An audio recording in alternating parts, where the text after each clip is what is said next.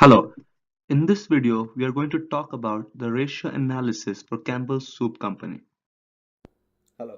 In this video, I am going to be talking about the ratio analysis that I performed on Campbell's Soup Company. We performed the following ratios such as the ROE, the ROA, current ratio, net profit margin, days in sales receivable, and debt to equity to assess how Campbell's Soup Company has been doing over the past 5 years. I will talk more about these ratios in depth in the PowerPoint and then followed by the summary of what we think is going on over the past 5 years. For our analysis, we looked at the following ratios. Gross margin. Gross margin ratio informs how efficiently a company can convert a dollar of revenue into a dollar of profit after accounting for all the expenses required to run the business. In 2018, the gross margin ratio for Campbell's Soup Company is 32.42, whereas the average for the past 5 years has been 36.07. Net profit margin. Net profit margin is equal to how much net income or profit is generated as a percentage of revenue.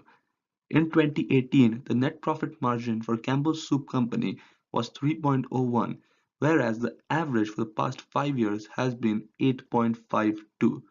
In 2017, the net profit margin was 11.24, which is almost 4 times that of 2018.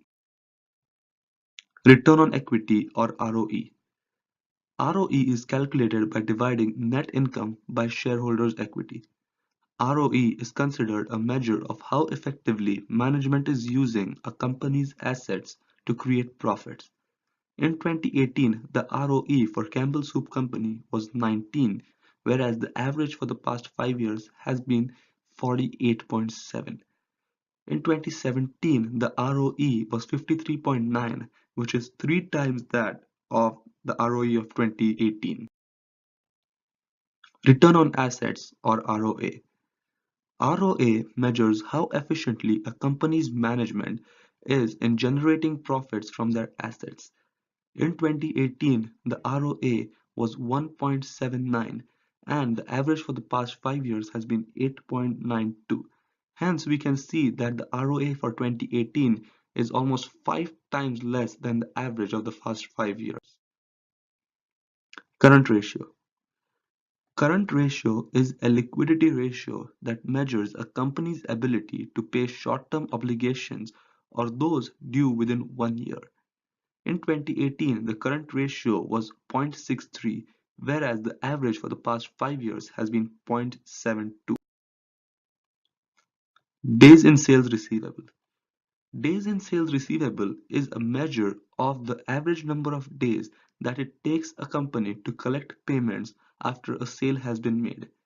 In 2018, the days of sales receivable was almost 33, whereas the average for the past 5 years has been 28.84. Debt to equity ratio. Debt to equity is a measure of the degree to which a company is financing its operation through debt versus equity. It reflects the ability of shareholder equity to cover all outstanding debts in the event of a business downturn. In 2018, the debt-to-equity ratio for Campbell's Soup Company was 7.2, whereas the average for the past 5 years has been 2.72.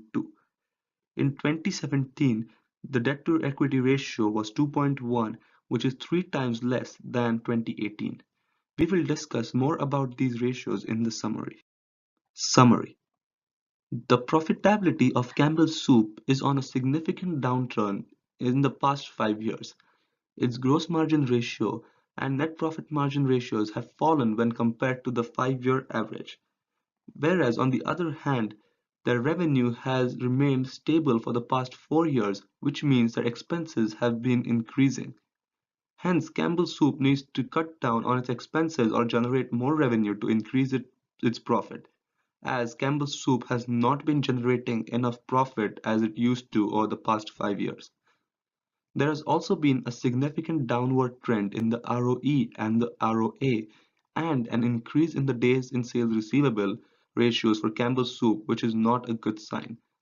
At the same time, we can see a significant 3.5 times increase in the debt to equity ratio, which means that Campbell's Soup is taking more debt than usual. This can be good or bad. The good thing could be that it is taking on debt as it is confident on its future outlook and wants to expand. On the other side, we think that this could be a bad sign as the profitability of Campbell's Soup has been decreasing over the past 5 years and it is taking on more debt to stay in the business.